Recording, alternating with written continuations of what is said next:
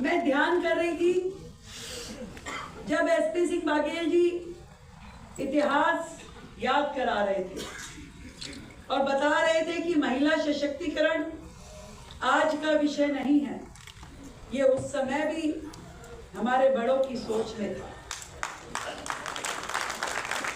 पर मैं उससे भी पहले जाऊं तो हमने जितनी गाथाएं पढ़ी है, पहले राजा यदि अपने पुत्र को सक्षम बनाता था तो पुत्री को भी बनाता था। वो उन्हें भी शस्त्रास्त्र सिखाता था, वो अपनी बेटी को भी वेदों के ज्ञान से लेकर के तलवार की धार तक हर वो काम सिखाता था कि उसे भी पूरा अधिकार है शासन चलाने का, परिवार चलाने का और अपनी सूझबूझ के माध्यम से राज्य का पालन पोषण करने का। पर धीरे धीरे मुझे लगता है कि जब देश में आक्रांता आने लगे, दुर्घटनाएं होने लगी, जहां एक और मंदिर तोड़े जाते रहे तो दूसरी ओर बहन बेटियों के साथ दुर्व्यवहार इन आक्रांताओं का रहा और समय ऐसा आ गया कि समाज को ऐसे लगने लगा कि यदि बेटी परिवार में है तो वो हमारे लिए असुरक्षा की बात है, उसके जीवन पे खतरा है, उसकी अस्मिता पे खतरा है। और धीरे धीरे समाज की सोच सिकुड़ती चली गई। तब समाज में सती प्रथा आ गई कि पति चला जाएगा तो पत्नी का ध्यान कौन रखेगा, इससे अच्छा इसी के साथ इसको सती कर दिया जाए। तब भ्रूण हत्या आ गई कि बेटी पैदा ही नहीं होगी तो इसकी सुरक्षा की जिम्मेदारी भी नहीं रही।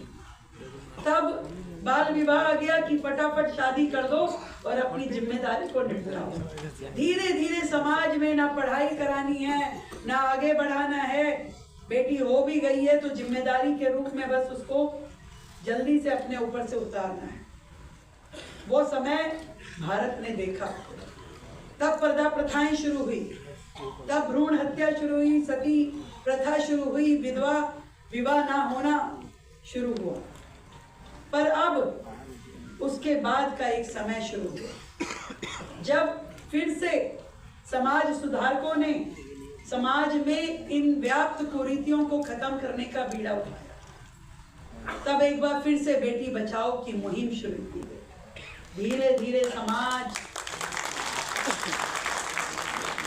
ने अपनी सोच को खोलना शुरू किया।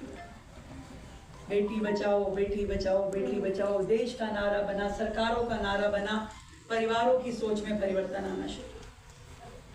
बेटी के प्रति जब थोड़ी सी पॉजिटिव सोच बनने लगी तो फिर ये हुआ कि बेटी पढ़ाओ, बेटी बचाओ, बेटी पढ़ाओ, बेटी बचाओ, बेटी पढ़ाओ।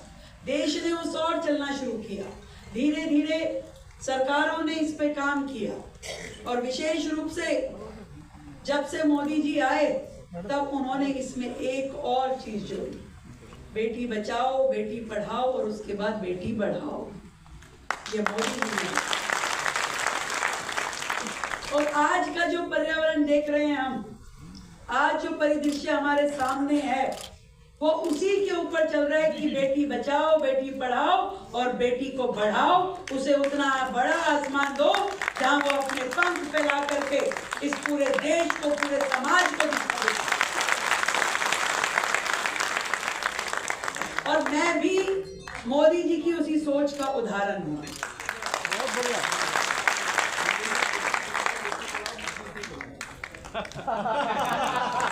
पूरे देश में कर रहे हैं क्योंकि भारतीय जनता पार्टी ही वो एकमात्र पार्टी है जिसने संगठन में बहनों को आगे बढ़ने का मौका दिया। किसी भी पार्टी में नहीं है। भारतीय जनता पार्टी ही वो पार्टी है जिसने सदन में आरक्षण, बेटियों के लिए आरक्षण, बहनों के लिए आरक्षण पास किया। किसी में हिम्मत नहीं थी, कोई भी सरकारें कर नहीं पाई थी, बातें बड़ी बड़ी करती थी, कभी धरातल पे, पटल पे, सदन में लाकर उसे पास नहीं करवा पाई थी।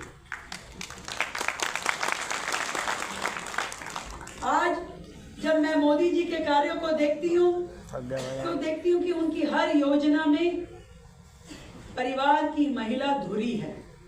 चाहे वो पूरे देश में 10 करोड़ शौचालय की बात थी, चाहे घर घर उज्ज्वला देने की बात थी, चाहे पीएम आवास दिए हों, तो भी उस महिला के नाम पे किया जो गृहिणी थी।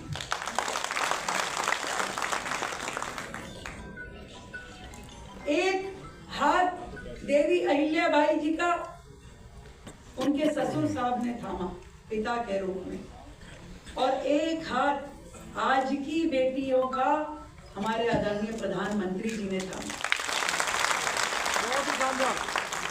और मैं समझती हूँ कि समाज के नाते आप लोग जो यहाँ बैठे हैं, यदि आप लोगों ने ठान लिया कि हमारे घरों की बच्चियों को भी वो सभी हक हैं जो हम अपने बेटे के लिए सोचते हैं, तो यकीन मानिए इस समाज में से सैकड़ों रेखा गुप्ता निकल के आए।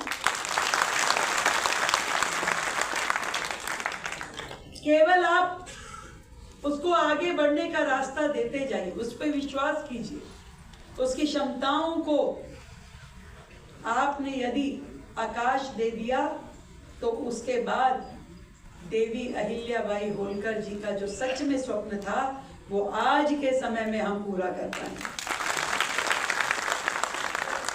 उन्होंने मंदिर बनाए, तालाब बनाए, कुएं बनाए, न्यायप्रिय प्रशासन दिया।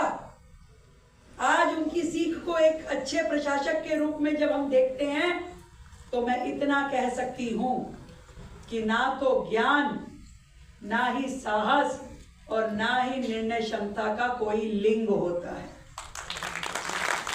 कोई लिंग नहीं होता निर्णय क्षमता का, साहस का। वो जिस व्यक्ति में होता है वही प्रशासक होता है। और अहिल्याबाई होलकर जी में वो सब गुण थे। उन्होंने जिस उम्र से समाज के लिए काम करना शुरू किया, उनकी लोकप्रियता ने उनको लोक माता बना दिया। उनके चरण धुली का यदि हम इतना सा भी कर पाए तो अपने जीवन को सफल मानेंगे, अपना इस ओहदे पे रहने को सफल मानेंगे।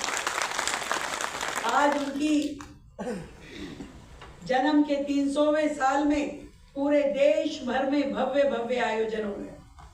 आपने भी मुझे कुछ सुझाव दिए।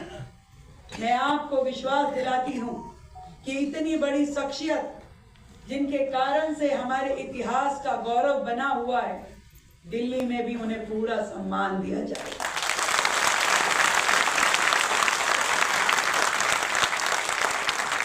जो भी बेहतर से बेहतर होगा हम उसको क्रियान्वयन करेंगे।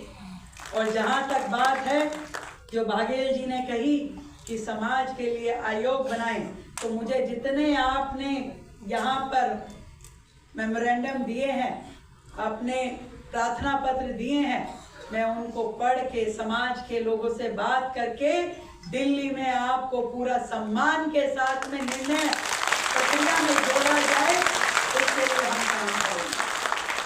आपने मुझे बहुत ही स्नेह से इस परिवार में बुलाया।